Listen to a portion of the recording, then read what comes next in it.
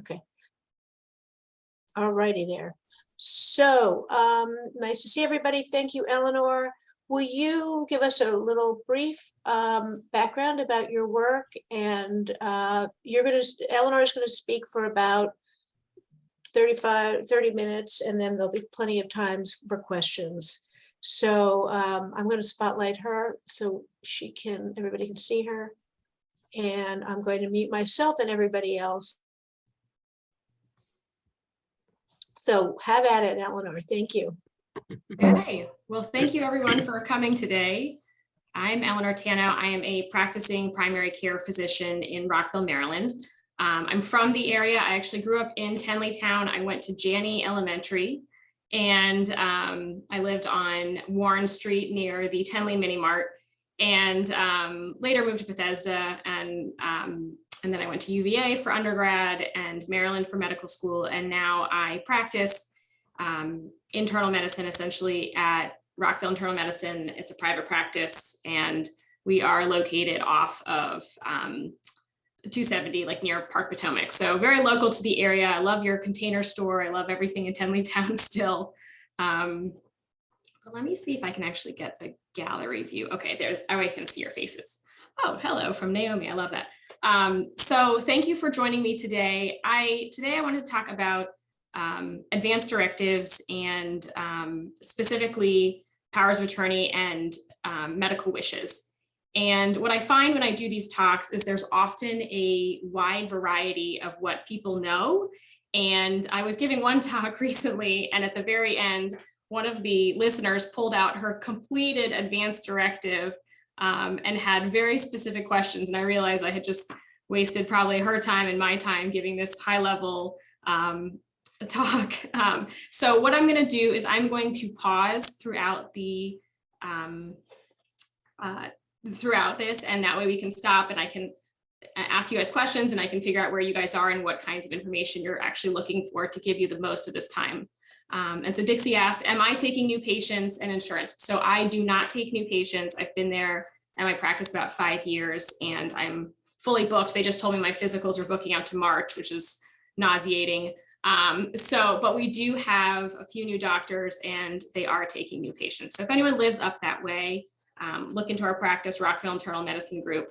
But I could honestly say the best thing for people who are aging is to find a practice that is convenient to you so that you do not have to make a decision about, do I want to drive 30 minutes to see my doctor, or do I want to sit on this problem, or do I want to go to the ER? So that's something, if you're looking for a practice, those are things to look at.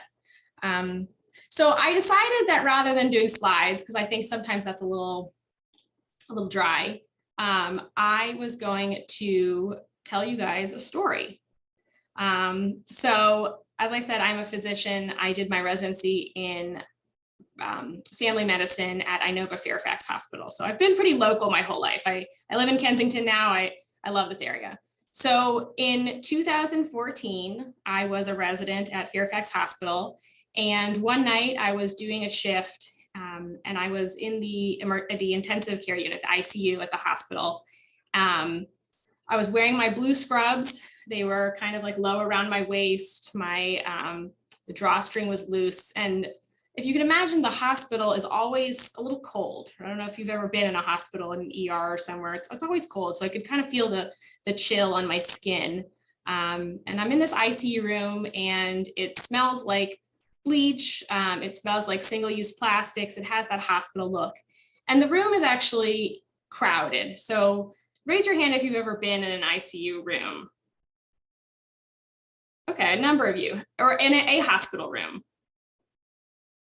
Okay, so, as you know, there's a bed and there's machines and there's all kinds of things, but in ICU rooms, particularly, there's a lot more machines, there's a lot more monitors. So there's lots of blinking and flashing and little squiggly things going across screens.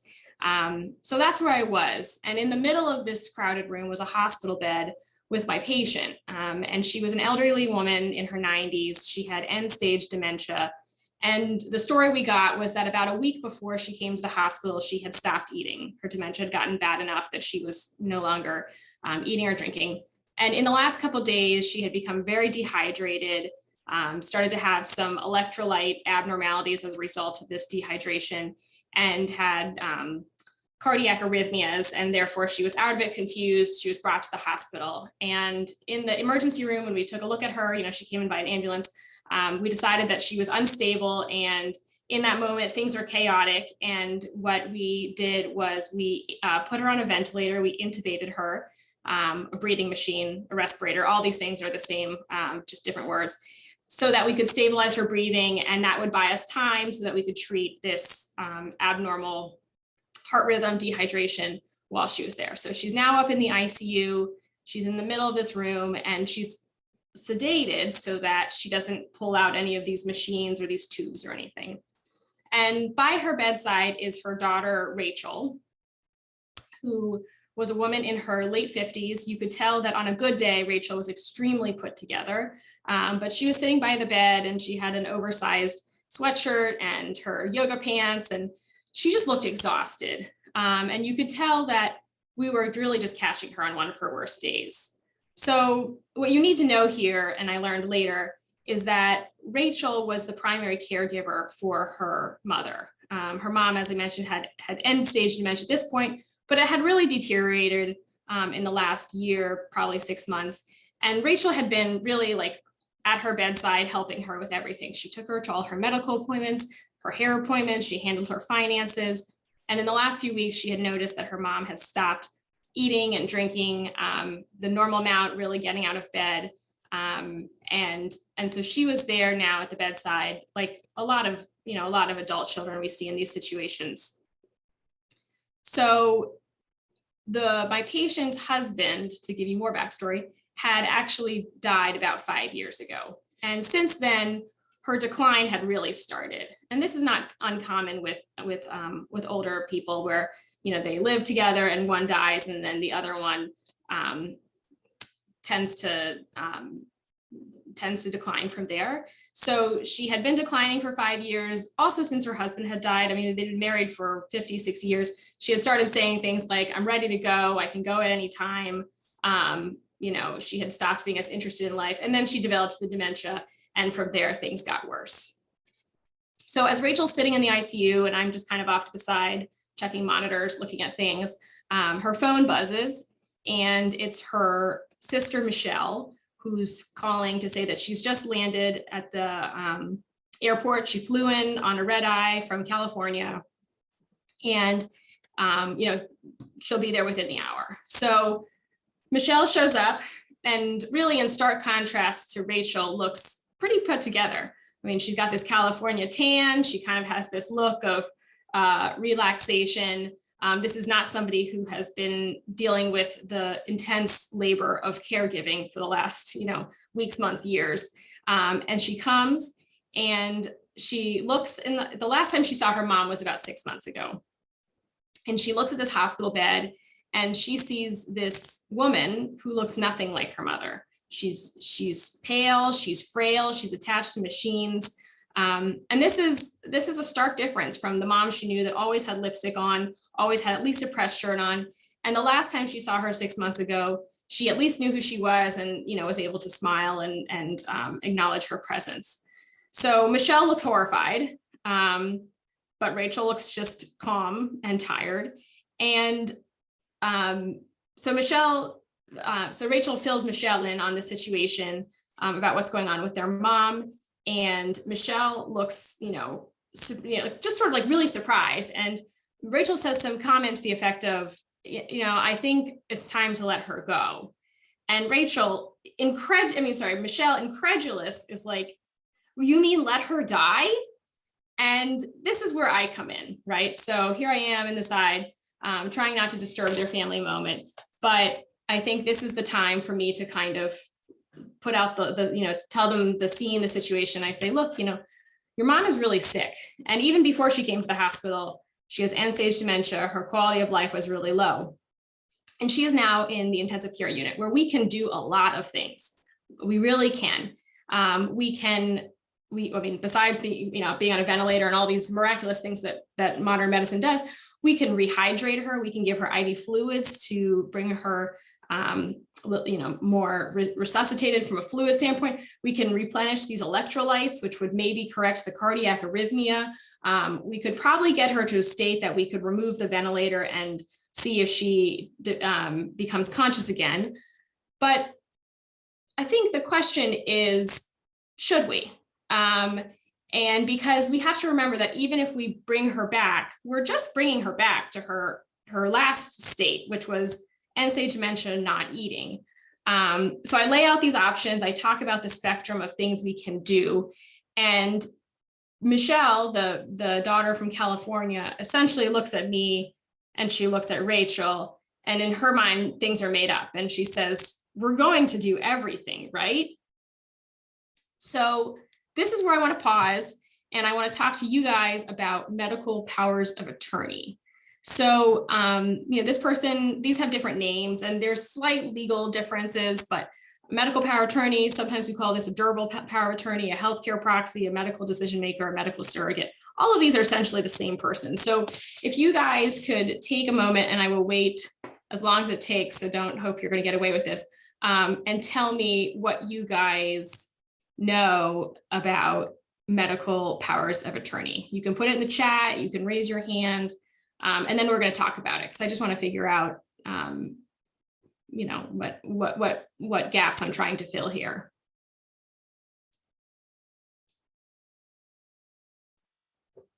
Yeah, feel free to unmute yourself if you want to speak, or the chat is available.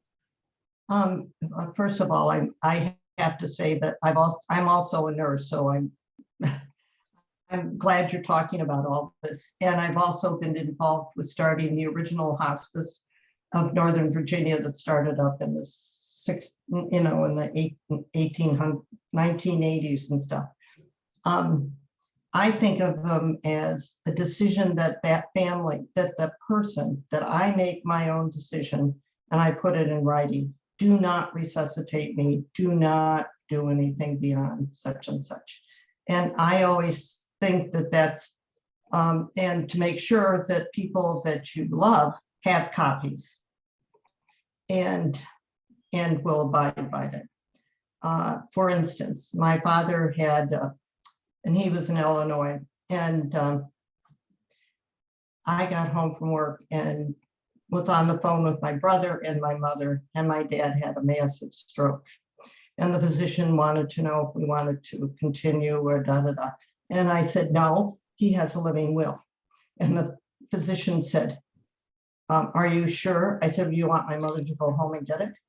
And he said, no, I believe you. And the next day when he came in to see it, he said, I would have done the same thing for my father. And he died within 3 days, and we were all there. We talked to him, et cetera, et cetera. So I'm a firm believer in making sure everybody gets their medical power of attorneys done up. Yeah, so you covered a lot of terms there, which I don't know that everyone maybe. Right, sorry. No, that's okay. It's great. It's great because sometimes I find that everyone knows what these things are, and sometimes I find no one knows. So medical power of attorney. So let's specifically sort of narrow in on that, because otherwise this can become a topic that we could talk about for years. So a medical power of attorney is a person. It's somebody you elect or designate to make your medical decisions on your behalf when you're not able to make them for yourself. So medical power of attorney is only asked to give their opinions if you are not conscious. As long as you're conscious, your medical power of attorney is in the background. But as soon as you're not conscious, in the case of my patient, then somebody else is making your decisions. So that being said, who could be your medical power of attorney? For those of you who have one or haven't had one, if you thought about it, who do you think most people choose as their medical power of attorney? Or any thoughts? Anyone want to share who their medical powers of attorney are or would be? All right, so a few things in the chat here. A spouse, a relative, a best friend. Yeah, it's great. Yeah. All right, so there's some questions here. So your power of attorney can be anyone you want it to be. If you put it in writing, it can be anyone within limits. It has to be somebody over 18, so you can't choose a minor. And there are in some states, there are some regulations, like it can't be the owner of the nursing home where you live, for example. So there can't be like a conflict of interest. Some places it cannot be your physician and it cannot be your attorney. But that's because it's a conflict of interest, unless they're your attorney and your spouse, for example. So your power of attorney could be anyone you choose. If you don't name anyone at all, then the default is your spouse, if you have one. If you don't have a spouse, then it falls equally to adult children. And that is very, very important. So if you have multiple children and one is not involved at all in your care or your life, or for some reason you want one and not the other involved, then you need to actually put that in writing. And then from there, it goes to other family members that might be available. And then it becomes more complicated. If there's no one, a parent to choose from, and you have not designated anyone, then sometimes you end up in a situation where a court actually has to appoint a guardian. So if you are sitting here thinking, I don't have these people in my life and this is stressing you out, this is actually a common thing. About 1 in 5 people don't have a parent, a traditional family member to be the power of attorney. So that's okay. But it does need to be somebody who you trust, who you think will be available, who you know pretty well. I mean, they don't need to know you inside and out, but they have to have an understanding of who you are. And I taught one of these classes recently, and I had a student who is actually pretty beautiful. She had been a member of a church and had met some, she was in her 40s, I think, at the time, and had met some older women in her Bible study who had approached her, and they had both asked if she would be their medical power of attorney. And over the next decade or two, she really got to know them. They were part of her family. One was almost like a surrogate grandmother for her kids. And she was there at the end of both of their lives, and they had different deaths and different wishes. But my point is that it doesn't have to be this traditional, husband, child, something. So if that stresses you out, and I know for a lot of people who don't have that, that sort of like, a parent person, it can really stress them out. And for some people, this actually halts them like a deer in headlights, that they can't even go through with the next step because they don't have that person. So don't be afraid. You're not alone in case that's it. And then Naomi had asked, can the power of attorney be out of the country? So I believe so. I mean, the key here is that this person just has to be able to be contacted. So if they are, deployed and not able to answer a phone call, no. But if they are just living in France or something, working and available, then yes, they could be your power of attorney. It can be anyone, but they do just need to be somebody who you can trust. So that's the power of attorney. That's like part one. So let's go back to Rachel and Michelle in the hospital. Since this patient is a widow and she has these 2 adult children, they have equal say in the medical decision making. So when I'm,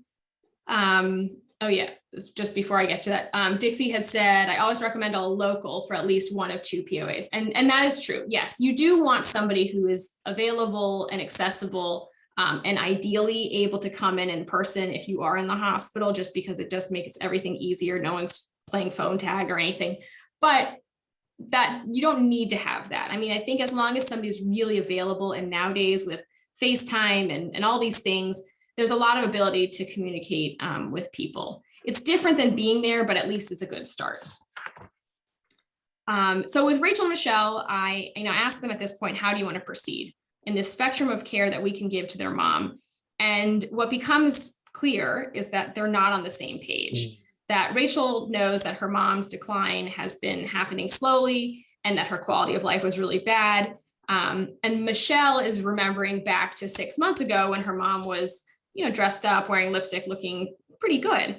And I asked, well, did you ever have these kinds of conversations? And Rachel says, I mean, kind of. I was, taking care of her, and she would say things like, I'm ready to go. And Michelle was like, no, we never had these conversations. So then I asked, did your mother have an advance directive? So this is, Emily had been starting to get into advance directives. So I think I had seen in the chat, somebody had put in what a Yes. So my question for you guys is, what is an advance directive? So let's get down to like the meat and the definitions here. So there's some ideas here. I think there were a lot of people are like talking around it with actually talking through it. So does anyone want to tell me what treatments you will not want? Okay. Any other additional comments? Any other thoughts? Advanced directives?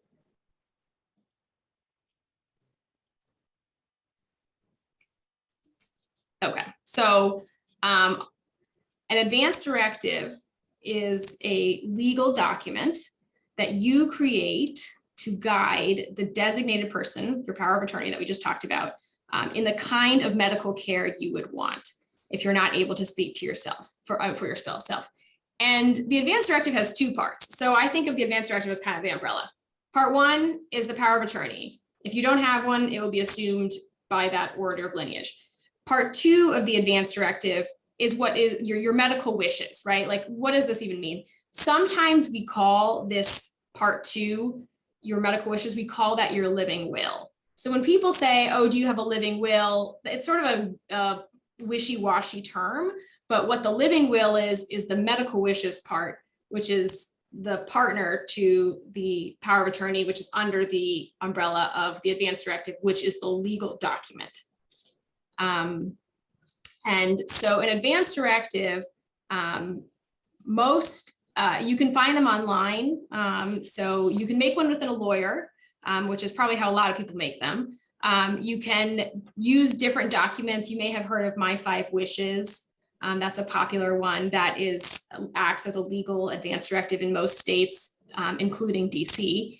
Maryland, for example, has a nice-ish advance directive template that does not need to be made with an attorney if you wanted to get one. I will be honest, the DC advance directive is a very confusing form. So I usually advise people who are in DC, if you're looking to make this without an attorney, then to use the My 5 Wishes document, because I think that's a little more straightforward.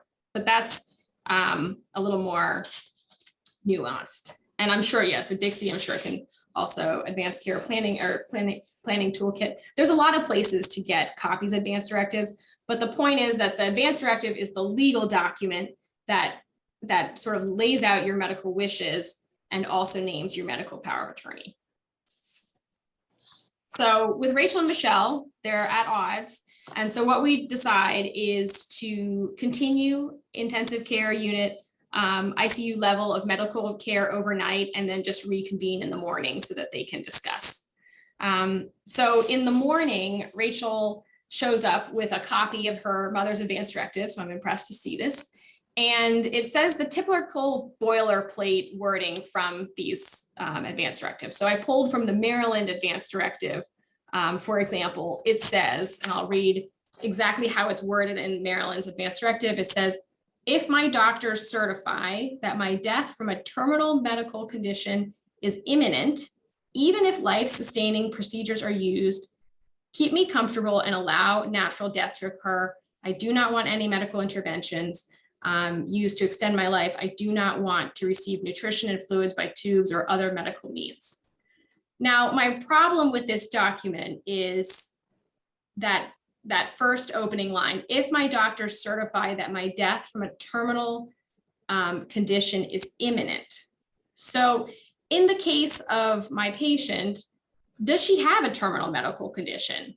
And that's the problem here is, yes, dementia to some extent is a terminal medical condition, but the problem is that in medicine, we always could do something more. So in this case, like I said before, we could give her IV fluids, we could replenish her electrolytes, we could try to get her off the ventilator, all of these things. So really the question is, should we do these things? And this is where I look at her daughters, and I know that the advance directive that she has, it helps clarify a little bit, but it really doesn't add a whole lot in this situation, because I think it's clear that she wouldn't want anything very aggressive if she was clearly dying. But the question is she dying? And I think for a lot of people that that death in this country has become a very slow, continuous process, and it's hard to say when somebody is at the point that they're actually dying, even though sometimes you can see it from weeks and months away that they're dying. You just don't know when they're actually, terminal, when death is imminent. So this is when we start to ask questions to the family members to sort of like parse out the situation. So in this case, I always ask patients, let's go back to your mom. So what was important to your mother? What did she wake up for in the morning? And that is a moment of like, who was this woman and what are we trying to do here? So Michelle says, my mom loved to cook. She went to the grocery store. She would get her ingredients. She would come home, make dinner. And Rachel says she hasn't done that in almost a year.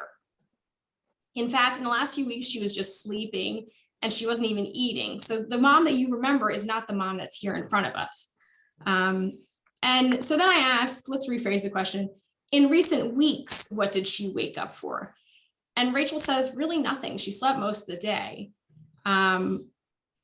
So now I'm thinking to myself, are we there yet? Are we at the end of life for my patient? If her quality of life is such that she wasn't even getting out of bed, kind of what are we doing here? Like what is the point of this, all these, and she's in the ICU. I mean, she's in the intensive care unit. What are we trying to salvage is sort of a question. And I know that sounds like talking about human, like they're just humans, like they're just bodies, but there is a point where you have to say, who is this person and what are we striving to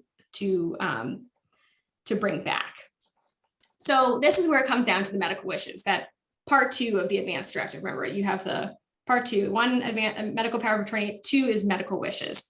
So rather than, I know a lot of times people think that your Advance Directive and your living will is all about ventilators and dialysis and feeding tubes and all of those things. Really, the question is, what do you want out of this life at the end of life? And the question that I like to ask, and I've sort of named it the litmus test, is how I call it, is and this is something that everyone should really stop and think about, is I would want to be kept alive as long as I was still healthy enough to do blank. So what is the minimum quality of life that you would consider to be still worth living? And what would you want to be able to wake up for in the morning? So let's stop and think about this, because I think it's easy just to ask these questions and not really like take the time. And of course, we're not going to answer all these questions today in this session, but so the litmus test, what do I wake up for in the morning? And for people, this can be in different categories. It can be mental. So some people, they want to be able to read a book. They want to be able to watch their favorite sports team. They want to be able to do a daily crossword puzzle. For other people, it's physical. They want to be able to get out of bed and go for a walk and bathe themselves and garden. And then for other people, it's more social. Well, I want to be able to see my family. I want to be able to talk to a friend. As long as I could do those things, my life would be worth living. So I'll give an example and then I'll stop and maybe we can, if anyone wants to think out loud with me about litmus tests. So I had recently in my office, I had a 92-year-old woman and we were talking about her Advance Directive and I asked her this question. I said, what makes you, what is worth living for? What makes you get out of bed in the morning? And she said, I really want to be able to take care of my 96-year-old husband. And I said, okay. And if he died, what would you want? And she said, basically like, if he's not around to take care of, then I don't need to be here. And I said, okay. And what if you were too sick to take care of him? What if, you got admitted to the hospital and you had a bad stroke and you were, terribly sick. And we said, no matter what we do, you're not going to be able to get to a state that you could get up and get out of bed and take care of him. And she said, then life wouldn't be worth living. So that was her litmus test, was I need to be well enough to take care of my husband. And if either she's not well enough to take care of him or if he's gone, then for her, it would be okay for her. There'd be time for her to go. And I thought that was really very helpful. And I encouraged her to go home and tell her daughter that, because we could sit around all day and say, well, I want to be on a ventilator for 5 days, and I want to be on dialysis for 2 weeks, and I want to have antibiotics for 12 hours. And, all these things, I want a dog in the room at the end of my death. I mean, you can say all these things, but really, if you say at the end of this medical procedure or this medical hospitalization, I want to be able to get up in the morning and still care for my husband, I think that tells me as a physician way more information than anything that could be sort of check marked on these forms. So I'll stop and ask you guys, and maybe give us a few minutes to think, what do I wake up for in the morning? And this is a very personal question, so don't feel like you have to answer your own, but maybe like if you've had family members go through this, or friends, what made other people like still want to wake up in the morning? Anything that, maybe let's wait for 3 responses, haha, or somebody can say it out loud if you don't want to put it in the chat.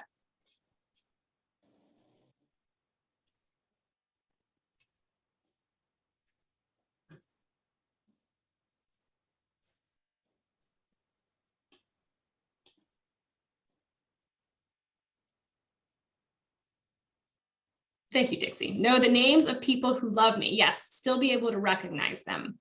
And if you could not do that, we would not do aggressive medical care.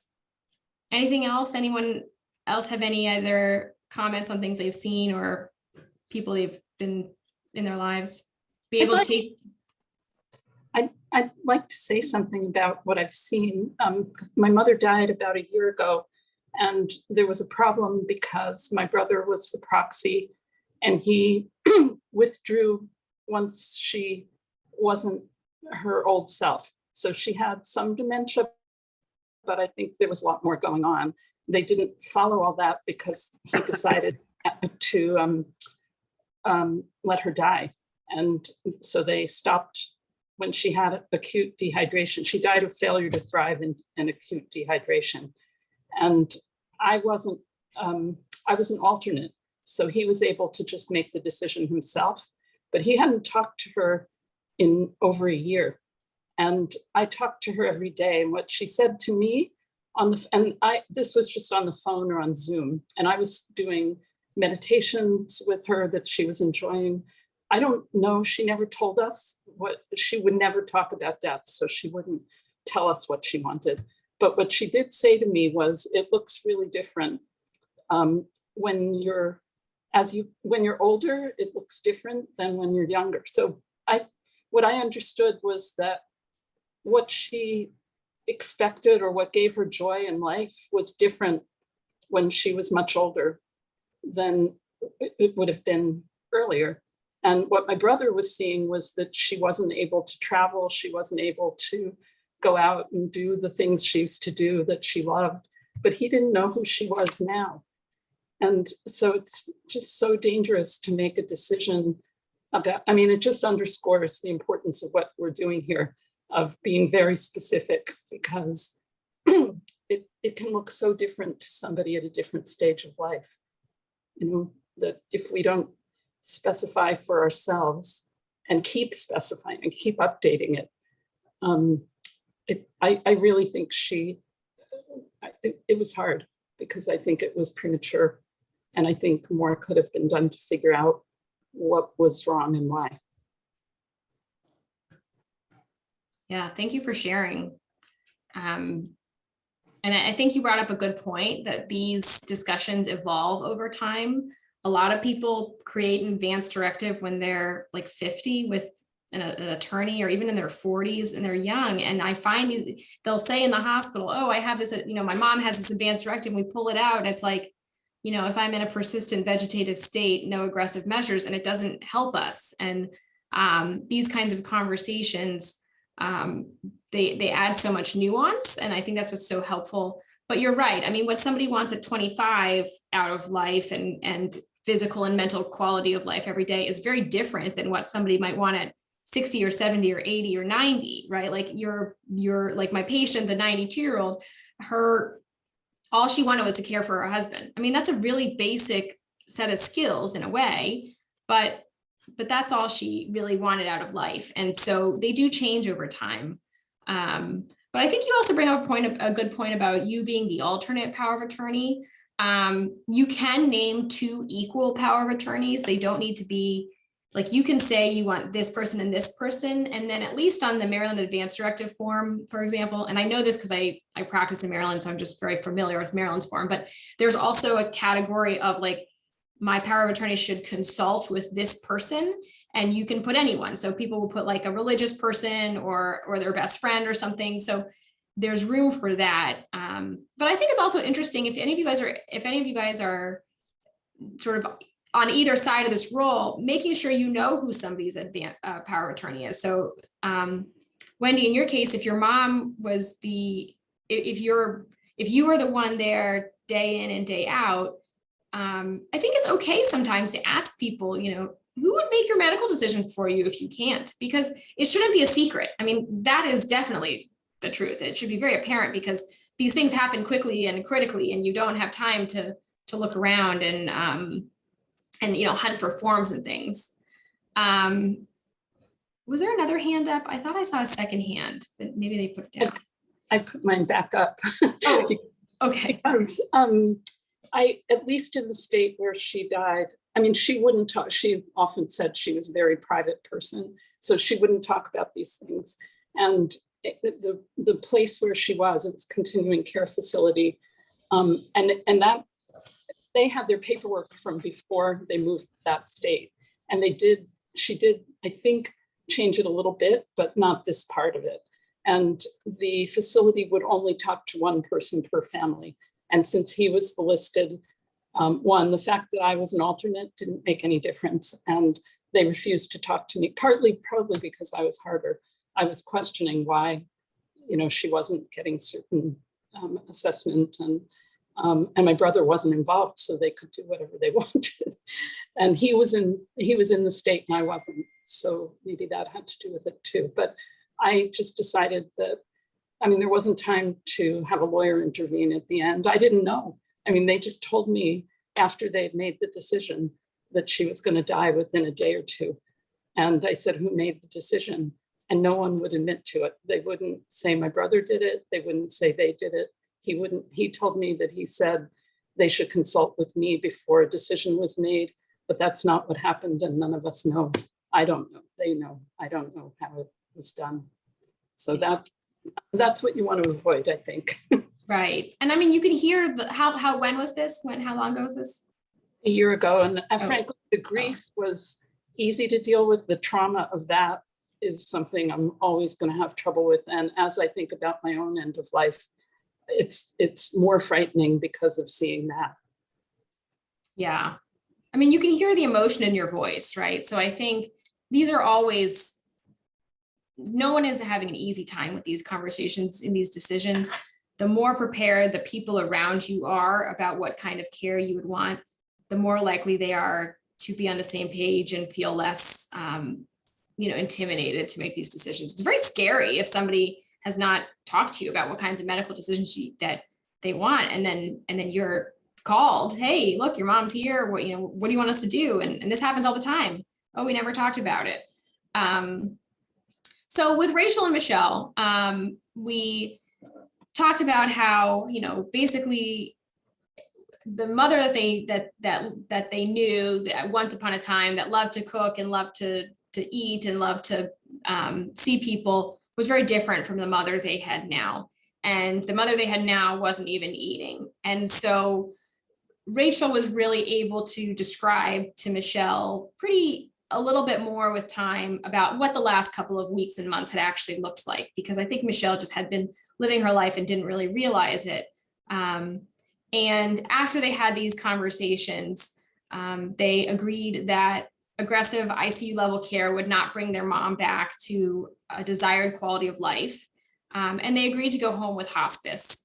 And so we removed the ventilator, we treated any discomfort, anxiety, agitation, and she was able to die at home 2 days later in the company of her daughters, in the comfort of her home, with any kind of symptoms managed by hospice. They have amazing bedside nurses who come to the house and give the families a whole kit of things to do and how to treat them. So that knowing that situation, I think it helps to know where her quality of life had been even before the hospital admission, what we were trying to restore her to, and then also having a good sense of what was important to their mom, realizing that she had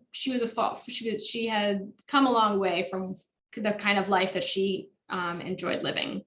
So in the case of these Rachel and Michelle, their mom had end-stage dementia, but the beauty of the litmus test is that it can be applied to any scenario, because none of us know what's going to happen at the end of life, whether you're going to have a heart attack, a stroke, an aneurysm, something like a severe infection that rages over a few days.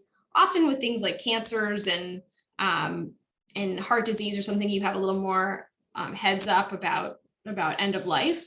But the nice thing about the litmus test is, again, it's not saying I want a ventilator for 3 days, I want dialysis for 2 weeks. It's not saying that. It's giving an outcome. I want to be able to take care of my husband, for example. And so the nice thing about the litmus test that I like to think about is you're not giving them the recipe, you're giving them the outcome, right? So like if you say to somebody, my favorite kind of dessert is banana bread, and they get to go home and whatever they do to come up with a loaf of banana bread is just fine. Whereas if you say, I want banana bread with, 16 chocolate chips and 2 eggs and 4 bananas, and they have to be this ripe and all that stuff, it's a lot more restrictive. It gives them less flexibility. Whereas if you say, at the end, I just want a loaf of banana bread. So in the end, you say, I just want to be able to take care of my husband. So whatever you have to do medically to get me there or not get me there, that's what I want. And that's what's so great about the litmus test. So going back to an advance directive, the advance directive has, in summary, 2 parts. So 1 is naming your medical power of attorney. We talked about that. And 2 is defining these medical wishes. And again, the medical wishes, it's really a conversation about your values, about what's important to you. It's not necessarily a conversation about all these detailed medical decisions. And there are ways to do that. I don't know if you guys in DC, how familiar you are with a post form or a pulsed form or a most form, most form. That form is much more specific to the specific medical care you would want, but that form should not be completed until the idea of that one is for people who are 1 to 2 years from death and are, it's kind of predictable what might happen to them at the end of life. That's where that form comes in. So it's a little easier at that point to say, would I want a ventilator or not? Whereas if you're an independent person walking around, it's a lot harder to come up with those decisions. But that's why you say it's important to me that I can, still be able to take a walk every day. I can still take care of myself. I can still dress and bathe myself and make my own food. So other than the litmus test, other things that I think are helpful to think about would be, have you seen any good deaths around you and what made them good? Have you seen any bad deaths around you and what made them bad? What scares you about death? And this is something that we all have to think about. And it's really interesting. I was reading this forum, I think one time, about people's fears about death. And people had fears I had never thought about, pain. And I thought oh, well, that we can treat that. And then, or dying alone. I mean, not that I don't have that fear, but, where things that I think if you have some planning, these can be mitigated. People are really afraid of what happens. So I think thinking about what scares you about death specifically, and then trying to figure out how you might communicate that to your family, hey, I'm really afraid of dying alone. Then somebody can say at the end of your life, wow, she was really afraid of dying alone. So let's make sure she's not alone. Other things that you might want to think about would be, where do you prefer to die? Some people want to die at home. They imagine the old school death at home in their bed with their family around them. And then other people, they don't want to die in their home. Maybe their grandkids live with them and they don't want them to see that. and they want to die somewhere else, in a hospital or in a rehab or in a nursing home. And then other things to think about: what's important to you in the last days of life. Is it, being with family, pain-free, anxiety-free, being at home? And then lastly, maybe in the big picture would be, how do you picture the last 6 months of your life, the last month of your last days of your life? So if you're okay with, like Rachel's mom, having dementia, being mostly bedbound, not able to take care of yourself for the last 6 months until a little bit of dwindling at the end, then that's a different kind of life than if you say, I really want to be as healthy as I can to the end. And that's where you might make some decisions early on, like not to treat certain aggressive conditions or not, whether to pursue a chemotherapy or not or something. And then, okay, so next steps for you guys. So for DC residents, like I said, I'd recommend looking at the My 5 Wishes that acts as a advance directive in DC. And that's, the first question is basically, who's your medical power of attorney? Who do you want to make decisions on your behalf? And then they have questions that are getting at what are your medical wishes. So that is a document that it counts as a legal document in DC. There's also a whole organization called the Conversation Project. They, the conversationproject.org, they have toolkits. I can maybe I can send it out at the end, some links here to these things. So Naomi, so the one was the My 5 Wishes, or I guess they've now rebranded as 5 Wishes. And then this is the one I'm talking about now is the Conversation Project. If you're looking for a more in-depth reading on this, Being Mortal by Atul Gawande is a fantastic, he's a surgeon who just writes about, he's doing like he's removing like mole. I mean, this is not really what it is, but he's basically asked to remove a mole off of a dying cancer patient. And he stops and he's thinking like, what are we doing here? What, but really what it is, he's removing a part of a thyroid on a woman who's dying of lung cancer. But so that's a fabulous book. It's Atul Gawande. It's called Being Mortal. It was a New York Times bestseller for a long time. The Death Project, that is another place that you can look at. You can talk to your physician.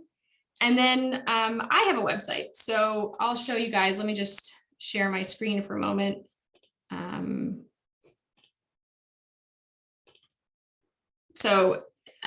This is my website it's advancedirectivemd.com.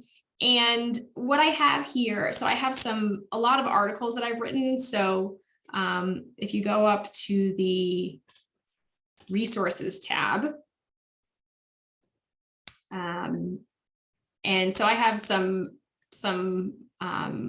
articles. So what is an advance directive, choosing a medical power of attorney, a step-by-step guide of how to create an advance directive, questions about do not resuscitate. That is a separate talk for a whole nother day, but that is something that a lot of people get confused with a advance directive. I have more here on the litmus test if you're interested. And then here I have more on the MULS, which is the Maryland form. And these are all things I've put up here so that, because these are things people ask me about all the time. So I'm going to stop sharing my screen, and we have about 10 minutes. So if anyone has questions, I'm happy to answer them. If anyone has, I don't know, stories they want to share. Wonderful, thank you. I will put those links in on that on our webpage too. So thank you, and your website. That's I'll send the other ones, the My 5 Wishes and everything. perfect. Thank you. Oh, it looks like Gloria has a question. Yeah, you just said most in terms of Maryland, and I know it sort of sounds like other words. I thought that that's also used by other states. So does M stand for Maryland or medical, or so this is a movement for people to have this form, and what this form is it's basically like a 2-page cheat sheet for doctors for for very specific medical care that you might want at the end of life. So this is if somebody shows up at the hospital, is critically ill, there's not a lot of time to make decisions. We pull out this form, we say this person does want CPR, this person does want a ventilator, this person does want dialysis. And so in Maryland, the form is called the MULST form. In DC, I believe it's a post, they don't rhyme, but a post or a pulsed form. And then in other states, it's a MOST form. So they're all the same document essentially, but each state has a different, as a slightly different version of it. There is a movement to make them all universal, but for now they're different names. But this form is only intended for when you're, nearing the end of life. It's not something that you would complete. It's for people who have a high risk of going to the hospital with a medical emergency. So it's not a bad idea to look at it and see what kinds of questions are on it, but it's really most helpful if there's a high risk of you ending up in the hospital in the next year or two. Hoff has a question, his hand up, it looks like. Oh, yeah. And then there's something in the, some comments in the chat. Yeah, Hoff. Yeah, first, Eleanor, thank you so much for the giving out the good information and the resources you're providing. It's a nice thing you're doing to spend time doing this with us and others. So thank you. I want to go back. I was off the call for a minute, but I want to go back to the two daughters situation. I'm wondering if one of the daughters had a power of attorney and was in dispute with the other daughter, and you had no further instructions from the dying woman, even though the daughters were at odds with each other and disputing, would you have followed the daughter with the medical power and done what she wanted to do? I think so if there is a legal document that says that one has a power over another, you sort of have to follow the legal document. That being said, if they are starkly different and there's a lot of turmoil, we would try to have a lot of family meetings and get people somewhat on the same page. There's always a hospital ethics committee in case things escalate to that level. And a lot of times these groups are made up of multidisciplinary teams. So there'll be like a chaplain, there might be a palliative care doctor, there might be the hospital attending as well.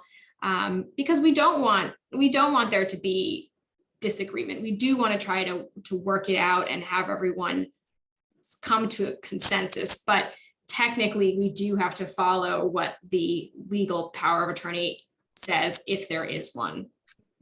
Yeah, because what I've been worried about, I've been working diligently to find exactly the right living will language for myself, because I keep hearing stories where advance directives are not often followed by the medical practitioners for exactly the reasons you were talking about, for lack of specificity or wishy-washy decision-making. And so I'm a little paranoid that I'm not going to get the living will language correct to make it clear enough for everyone to know what I want. So I'm trying hard to have conversations with my powers of attorney ahead of time, so they'll kind of get a sense, but I'm worried that they're going to have a battle with the doctors in the end.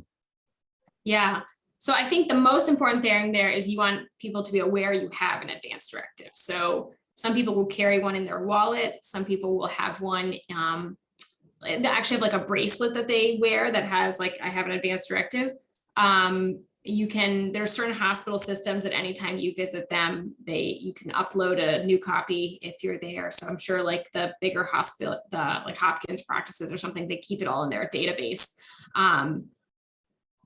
I think if you have very specific requests, don't feel like you just need the advance directive. You can always attach pages to. You don't need to exactly you don't have to check any boxes or do anything on those forms that you're not sure about. Like, it's okay to attach a letter just saying like, this is really what I want. Because then we would, as physicians, if we had that in our possession, we would say, it's very clear that this is what the patient asked for.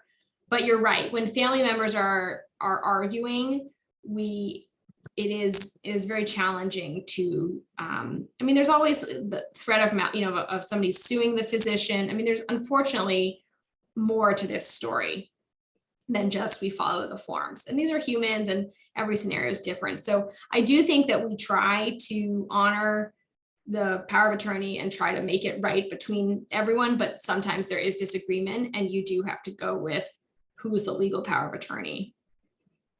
It's not very common though, that really there's this huge disagreement. And I think by having conversations with your family in advance, or not your, I say your family, but your powers of attorney, that can, you know, if they're like, no, he was really clear that he did not want XYZ, then that holds a lot of weight. If it's really clear. I think when it's not really known, then you don't know what to do. Thank you. Mm-hmm. Okay, there were a couple of things in here that in the chat. Do you want to take a quick look at the chat? Yeah. So I worry about dying in my apartment and no one knows, could be ugly.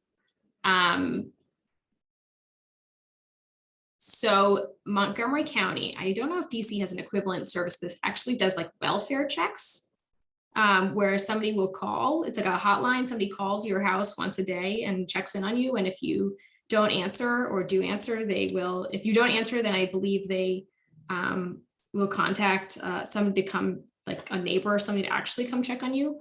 But I think that's a really scary thought. I mean, I think that is something, and it happens. My husband's an EMT, and so sometimes he goes out to calls like this where somebody has died, and they, you know, neighbor calls a week later. But I think, I mean, from a physician, I don't have anything to add from a physician standpoint, other than I know this wellness service does exist. But I think this is where you have neighbors, you know, or whoever is in your life that would be able to check on you. Maybe once a day. I have a lot of patients who, you know, their family members call them daily just to check in and see, and they'll say, you know, I knew something was wrong with my mom when she didn't answer the phone, you know, and it had been 24 hours. Yeah, my mother was texting my brother when she woke up in the morning in the last year because she was worried about that. Yeah. And then let me see other questions. Is the 5 wishes the only planning form that has power of law in DC as opposed to the conversation project or the desk project? So anything you make with an attorney can be a legal power of attorney. And then as far as forms, you can always ask your physician specifically. The My 5 Wishes, that is a legal document. The conversation project, I don't think has a legal component, and the death project, I'm not familiar with enough to know. The conversation project is more of a guide of how to have these conversations. And then there's some questions about hospice. I'll let Lena add. Yeah, maybe you guys are going to do that. Has some suggestions about some hospice programming we can do. That's a good idea. Yeah. And Gloria says that. Oh yeah, thanks Gloria for the plug. Great.